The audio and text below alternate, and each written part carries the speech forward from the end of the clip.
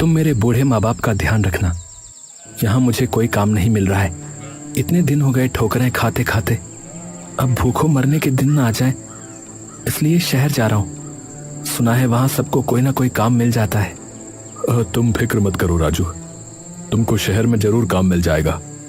और काका काकी का ध्यान रखने के लिए हम हैं ना, ये दोनों तो मेरे माँ बाप के समान हैं। भैया आप पर विश्वास है तभी शहर जाने की हिम्मत हो पाई है। भैया ये कुछ रुपए रख लो, माई बापू की देखभाल में काम आएंगे।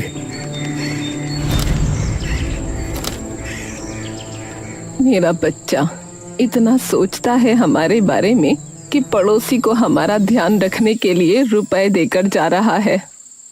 भैया ट्रेन का टाइम हो जाएगा, स्टेशन टाइम से जाना है, नहीं तो ट्रेन छूट जाएगी। मैं सामान लेकर आता हूँ।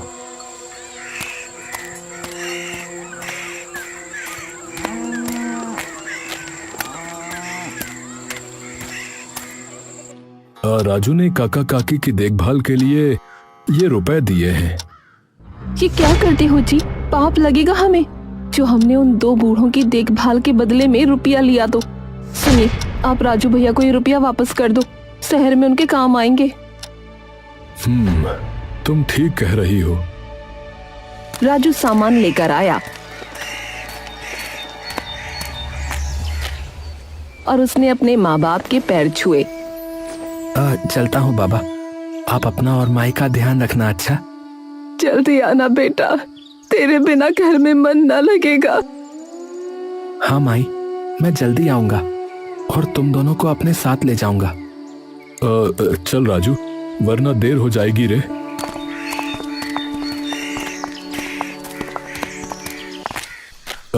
ये ले भाई तेरे रुपए। भगवान की इतनी कृपा है कि मुझे इनकी जरूरत नहीं पड़ेगी। काका काकी मेरी जिम्मेदारी है, इसके बदले अपने छोटे भाई से रुपए लूंगा तो देख पाप चढ़ेगा। अरे भैया तुम ऐसा मत सोचो। अरे नहीं नहीं, तू रख इन्हें, शहर में काम आएंगे तेरे रे।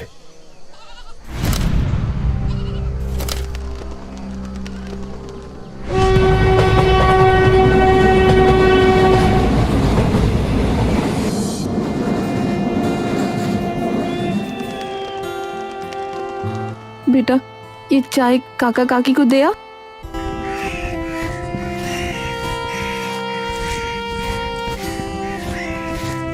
काकी, ओ काकी, चाय लाया हूँ। आजा बेटा, भीतर आजा।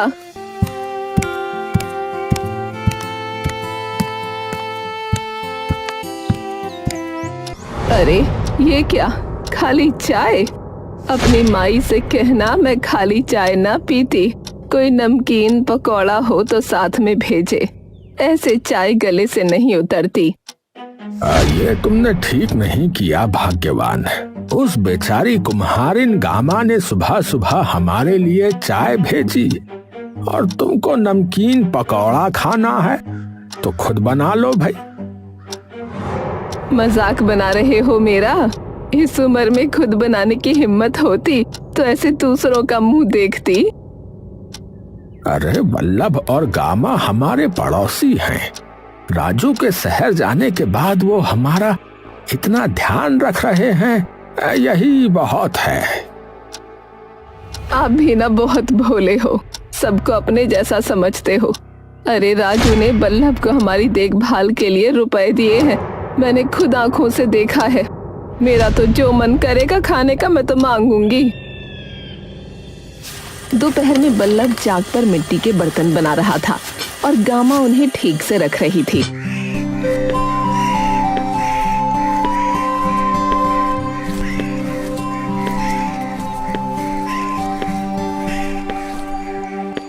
अरे ओ गामा, सूरज सिर पर आ गया, खाने को मिलेगा। अरे तुम छोड़ो ये काम, पहले काकी को खाना दे दो।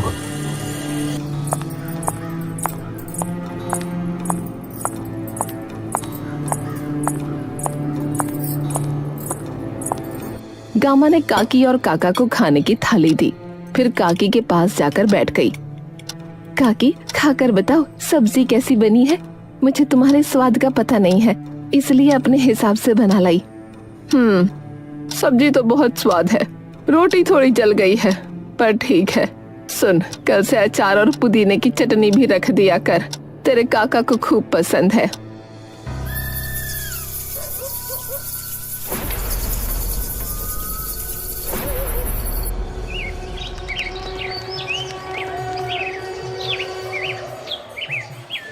काकी, अरे ओ काकी, अंदर आ जाऊं? अरे इतनी सुबह सुबह आ गई, क्या हो गया? मैं सफाई कर रही थी तो सोचा तुम्हारे यहाँ भी झाड़ू लगा दूं। इस उम्र में तुमसे तो होगा नहीं, ये झाड़ू पोछा है ना। हाँ हाँ, आजा कर दे। अरे गामा, तू इतनी सुबह सुबह आ जावे है। हाँ काकी, सुबह सुबह सारे काम निपट जाए तो अच्छा होवे ना, फिर मैं आराम से तनु के बाबा के काम में हाथ बटाती हूँ।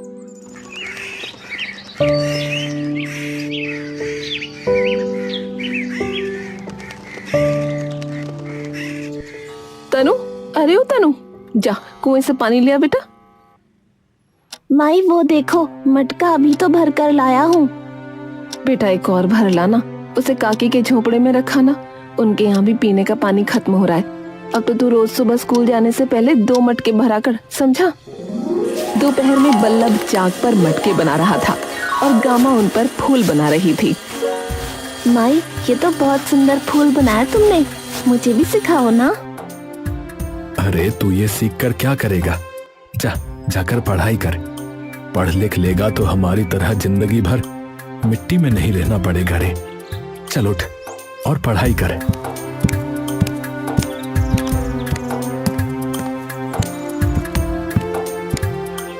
नौ एकम 9, 9 दूनी 18, 9 तिया 27। तभी काका काकी लाठी टेकते हुए वहां आ गए। अरे काका काकी, अरे आज आराम नहीं किया क्या? दोपहर के 3 बज रहे हैं। अरे तेरे काका है ना, न खुद आराम करे ना मुझे करने दे। अरे पूरा दिन झोपड़े में पड़े पड़े परेशान रहती है, इसलिए ले गया था घुमाने। अरे बाबा, घूमने लेकर गए थे कि पैर तोड़ने? आह मैयारी, कितना दुख रहे हैं। ए तनु, इधर आ जरा, पैर तो दबा, जान निकली जा रही है। अरे क्या करती हो तुम भी है? देख नहीं रही बच्चा पढ़ रहा है? अरे थोड़ा बाम लगा लेना। बल्लभ ने तनु को इशारा किया तो गामा उठ गई। काकी, बहुत दर्द हो रहा है क्या? लाओ मैं दबा देती हूँ। ना ना, तू रहने दे, तेरे काम का हर्जा हो जाएगा, फिर बाद में कहेगी काकी ने काम न करने दिया। बड़े बूढ़ों की सेवा तो पुण्य का काम है ना काकी।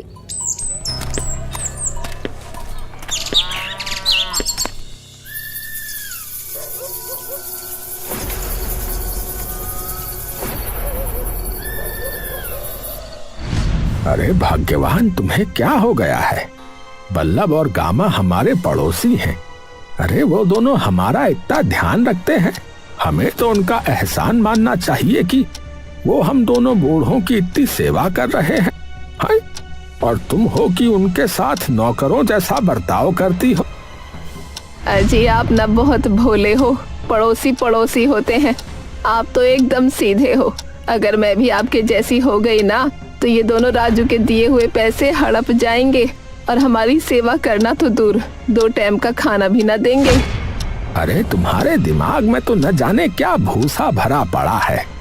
राजू ने कब रुपए दिए बताओ? आपको ना पता, मैंने खुद अपनी आंखों से देखा है। जब बेटे से हमारी देखभाल के रुपए लिए हैं तो अब करे सेवा, मैं तो रौब चलाऊंगी।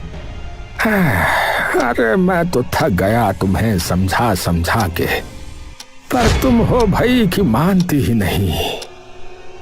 तो मत समझाओ, अब सो जाओ और मुझे भी सोने दो।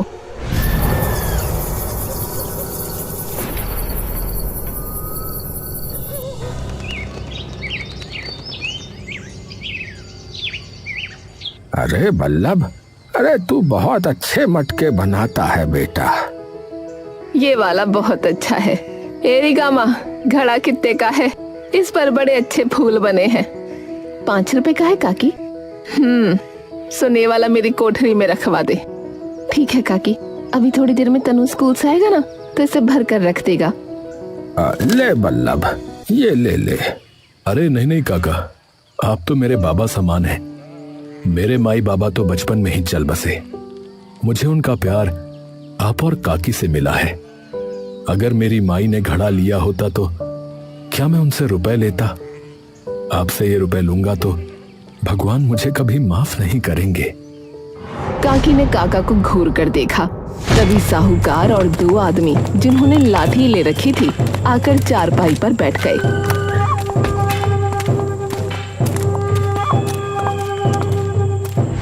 हाँ भाई बल्लभ, कैसा है तू? मैं ठीक हूँ साहूकार जी। अरे आप यहाँ, क्या बात हो गई? मैंने तो कल ही मुनीम जी को ब्याज दिया था। वो तो ठीक है, पर सुन तो ध्यान से मेरी बात। तूने 2 साल का बोलकर मुझसे 40,000 रुपए उधार लिए थे, दिए थे कि नहीं? हाँ हाँ, मैं तो टाइम पर ब्याज देता हूँ, कभी कोताही नहीं की। वो तो ठीक है, पर 2 के 3 साल हो गए, तू खाली ब्याज दे रहा है। मूल 40,000 रुपया कब देगा रे? अरे मालिक, इस साल के आखिर तक कैसे भी करके दे दूंगा आपको। नहीं, इतना टाइम नहीं है मेरे पास। 2 दिन में जितना रुपया तूने लिया है दे देना, वरना क्या रे साहूकार? अरे काका, तुम बीच में नहीं पड़ो तो अच्छा है। ये मेरे और बल्लभ के बीच का मामला है। अरे 2 दिन में 40,000 रुपए? साहूकार जी, ये कैसे हो पाएगा बताइए। अरे वो मैं नहीं जानता, समझा? मुझे रुपयों की जरूरत है, मुझे मेरा रुपया चाहिए, समझा? साहूकार और उसके आदमी वहां से चले गए।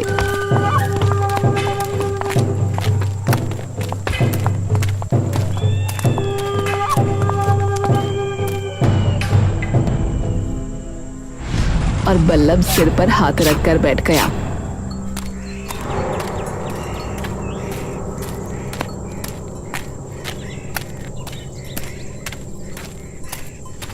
घर में काका तिजोरी में से डिब्बा निकालकर गहने देखने लगे। अजी, ये क्या कर रहे हो? देख रहा हूँ कि ये गहने कितने के होंगे। खबरदार, जो इन्हें बेचकर उस बल्लभ को रुपए देने के बारे में सोचा तो। ये गहने मेरे हैं और इन्हें बस मैं अपने राजू की दुल्हन को दूंगी। भाग्यवान वो साहूकार बहुत टेढ़ा आदमी है, बिल्कुल अपने बाप की तरह। उसका दिमाग शैतान का है। जरूर कोई खिचड़ी पका रखी होगी उसने बल्लभ को परेशान करने के लिए। वो मैं नहीं जानती। मैंने 1-1 रुपया जमा करके ये गहने बनवाए हैं, मैं ना दूंगी। अरे तो वो रुपए तो मैंने ही दिए थे तुमको। थोड़ा अपने बाबा के घर से दहेज में लाई थी बस। देखो जी, मेरे बाबा पर बिल्कुल न जाना। तुमको मेरे जैसी होनहार बीवी मिल गई, वही बहुत है। दहेज लेना था तो उसी टाइम बोलते। अरे नहीं चाहिए दहेज, तुम बस ये गहने ही दे दो।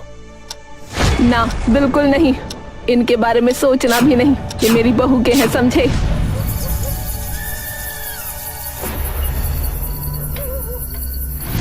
रात को काकी खर्राटे भरने लगी तो काका गहने ढूंढने लगे, पर उनको नहीं मिले। इसको गहनों से इतना मोह है, पता नहीं कहाँ छिपा कर रख दिए हैं। गहने नहीं मिलेंगे, सो जाओ। काका मुंह बनाकर सो गए।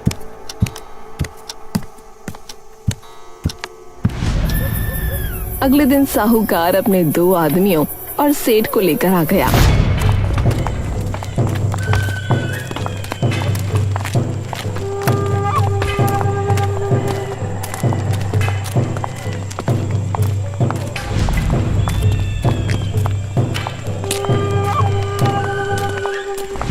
हाँ भाई बल्लभ, ला रुपया ला, जल्दी कर। साहूकार जी, इतनी जल्दी 10,000 का ही इंतजाम हो पाया है। बाकी के 30,000 थोड़े दिन के बाद दे दूंगा। कुछ और दिनों की मोहलत दे दो। कुछ दिन मतलब 4 दिन, 30 दिन या पूरा साल? है बे, देख रुपया है तो दे, नहीं तो चुप बैठ। साहूकार ने इशारा किया तो एक आदमी सेठ को घर के अंदर ले गया।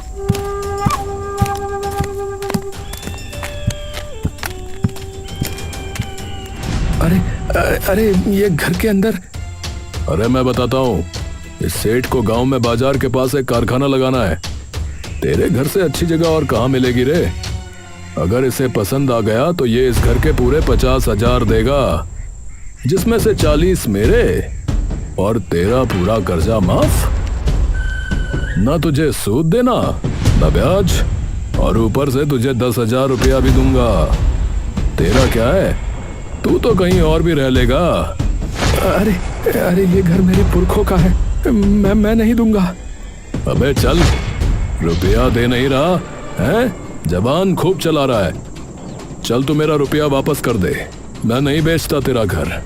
ला, दे पाएगा? बोल दे पाएगा? नहीं ना, तो फिर चुप बैठ। तुम लोग रुपया उधार लेते हो, तब नहीं सोचते कि वापस भी देना होता है। मकान ठीक है, ये रसोई हटाकर यहाँ ठीक करना पड़ेगा तो बढ़िया कारखाना शुरू हो सकता है। बाजार भी पास ही है। गामा सेठ को घूरती है। अरे ये औरत कौन है? कुम्हारिन है, इस घर में रहती है। अरे घर खाली करवाओ साहूकार, मैं यहाँ कारखाना लगाऊंगा। चल भाई, जाने की तैयारी कर ले, मैं सारी बात पक्की कर लेता हूँ।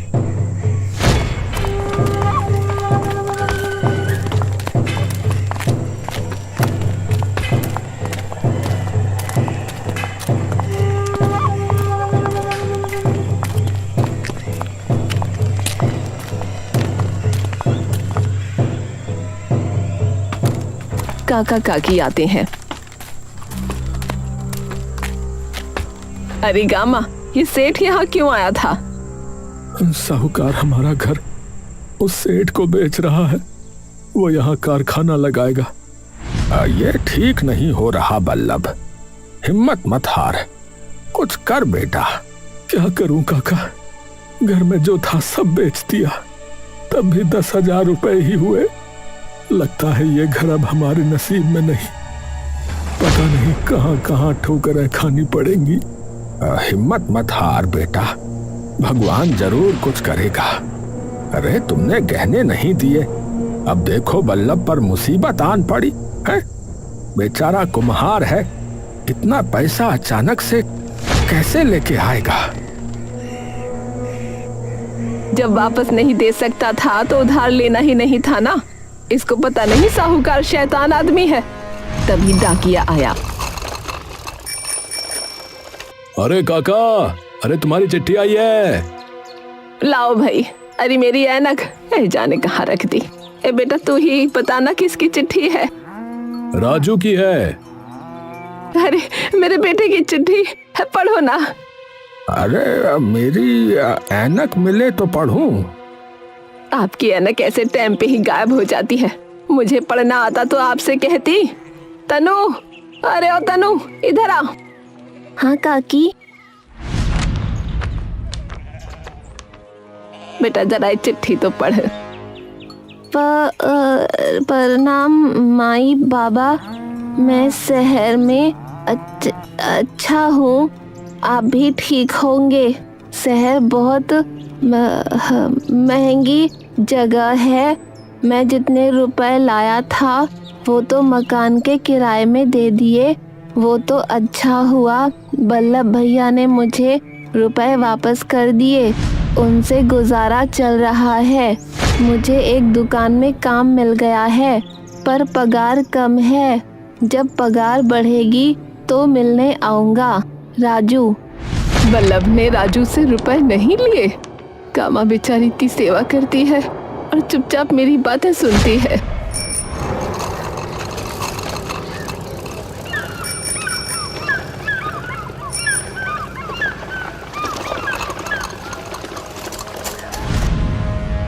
अरे भाग्यवान, मैं ना कहता था कि बल्लभ और गामा का दिल बहुत बड़ा है। ये दोनों हमारी मन से इज्जत करते हैं, वरना आजकल के जमाने में बूढ़े पड़ोसियों को लोग पूछते भी नहीं। हाँ, मैंने इन दोनों को इतना तंग किया। हे भगवान माफ करना। अगले दिन 2 आदमी लाठी लिए आए। हाँ भाई बल्लभ, ओ बल्लभ, साहूकार जी ने कहा है 10 दिन में घर खाली करके चला जा। अरे ओ, बल्लभ को क्या कह रहा है? इधर इधर मुझसे बात कर। ये घर बल्लभ और गामा का है, ये यहाँ से ना जाएंगे। जाके समझा दे अपने साहूकार को। अरे काकी, तुम इस मामले में मत पड़ो तो अच्छा होगा। अपने काम से काम रखो, समझी? अरे ओ, ये मेरे बेटे जैसा है, ये कहीं नहीं जाएगा। तुम निकलो यहाँ से। ठीक है फिर, साहूकार जी आएंगे कल बात करने। काकी, ये तुमने क्या किया? अब बात कहीं बिगड़ न जाए। अरे वो साहूकार खतरनाक आदमी है काकी। तुम दोनों को फिक्र ना करो। जब तक मैं जिंदा हूँ तुम्हें इस घर से कोई ना निकाल सकता। अरे भाग्यवान, अरे तुम्हारे मन में क्या चल रहा है? आप तो जानते हो मैं क्या कर सकती हूँ। तभी साहूकार आया। अरे बल्लभ, अरे ओ, तेरी इतनी हिम्मत कि तूने मेरे आदमी को धमकाया? साहूकार जी, वो डर मत, तेरे काका और मैं तेरे साथ हैं। बोले से तू ये घर नहीं देगा। ये घर मेरे माई बाबा का है, मैं इसे नहीं दूंगा। साहूकार गुस्से में बल्लभ की ओर बढ़कर, तभी काका ने लाठी उसके सामने लगाई। जाके अपने बाप से बोल दे कि बल्लभ चंपा यानी मेरा बेटा है। तुम दोनों बाप बेटे अपनी औकात में रहो, वरना चंपा अपने असली रूप में आ जाएगी। अरे बुढ़िया, तू चंपा हो या कंपा, मेरे काम में टांग मत अड़ा, समझी? बल्लभ, 10 दिन के अंदर घर खाली कर दे।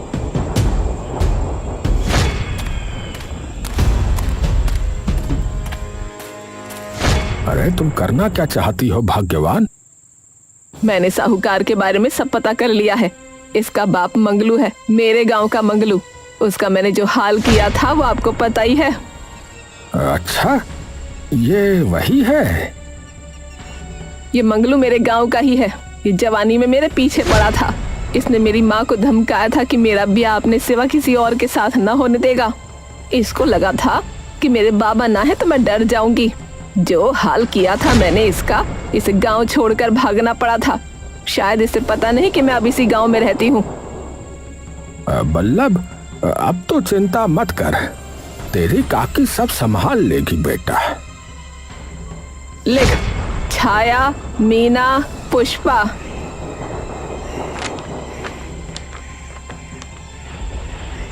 ये लो, अब आप बल्लभ और तनु को लेकर मेरे गांव चले जाओ और इस चिट्ठी में जिस जिस के नाम लिखे हैं उन्हें कहना चंपा ने बुलाया है।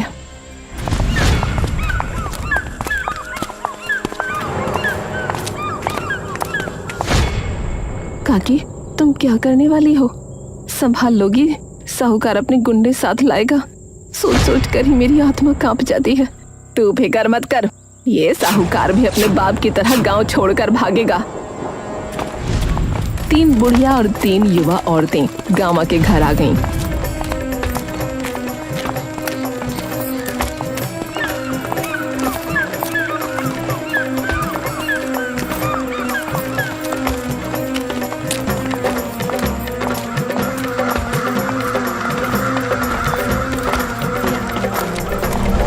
अरे आ गई तुम लोग, मुझे तो लगा था कहीं धोखा ना दे दो। अरे चल हट, चली तू गई थी ब्याह करके, यहाँ भी मंगलू मिल गया। जे तो पिछले जन्म का तेरा शत्रु है, शत्रु। गामा तू घबराना नहीं, बिल्कुल हम है ना साथ तेरे। जी काकी, आप लोग क्या करने वाली हैं वैसे? कुछ समझ नहीं आ रहा। जब मंगलू चंपा को तंग करता था ना, इसने क्या कहते हैं गैंग, इसने गैंग बनाया औरतों का, और ये चंपा हम सबकी नेता थी। गांव में कोई आदमी किसी औरत को तंग करता तो हम आ जाती। बड़े बड़े घबराते हैं हमसे। आने दे साहूकार को। 10वें दिन साहूकार अपने 2 आदमियों के साथ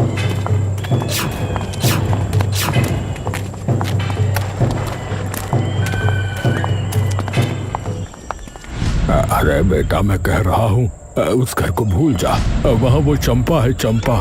तू उसे जानता नहीं है बेटा। थोड़ी देर बाद बल्लभ के घर पहुंचकर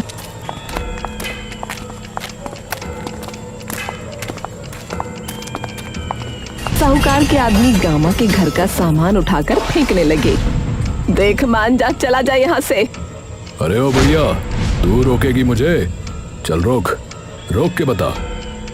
काकी ने इशारा किया तो घर के अंदर छिपी सारी औरतें काली साड़ी पहने, बाल खोले, हाथ में लाठियां लिए आ गईं।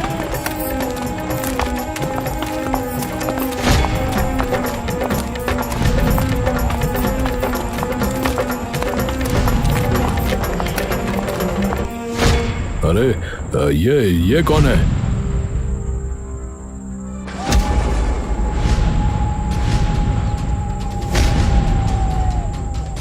औरतों ने साहूकार और दोनों आदमियों को बहुत मारा।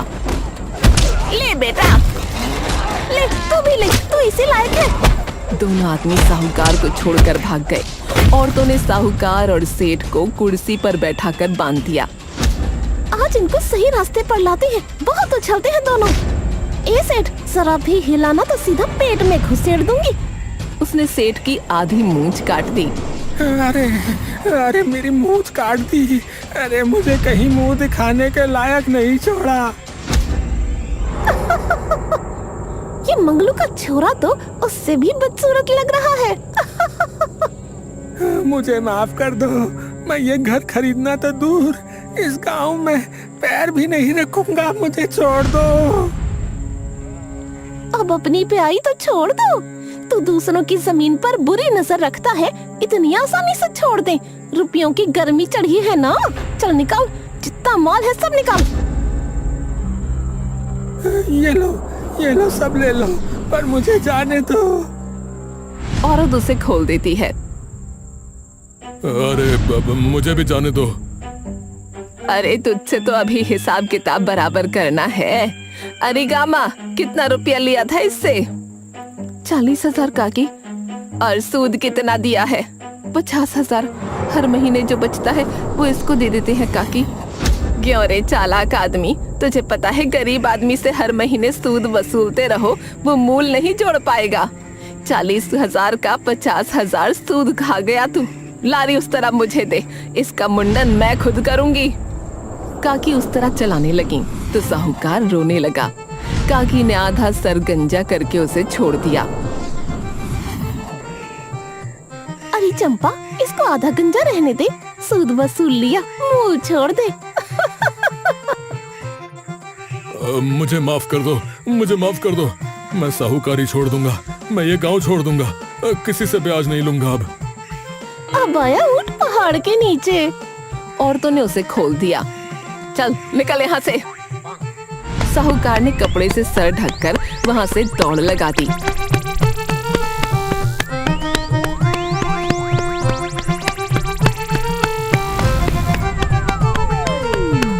ये अब कभी इस गांव में दिखाई नहीं देगा चंपा। अब हम सब भी चलते हैं। कुछ दिन और रुक जाते। अब यहाँ से जाना ही ठीक रहेगा। ये ले, सेठ से लिए थे। इन पर तुम सबका हक है। मेरे बुलाने पर तुम सब ने आकर इस घर को बचा लिया। ये तुम लोग रखो। 2 दिन बाद काका, बल्लभ और तनु आ गए।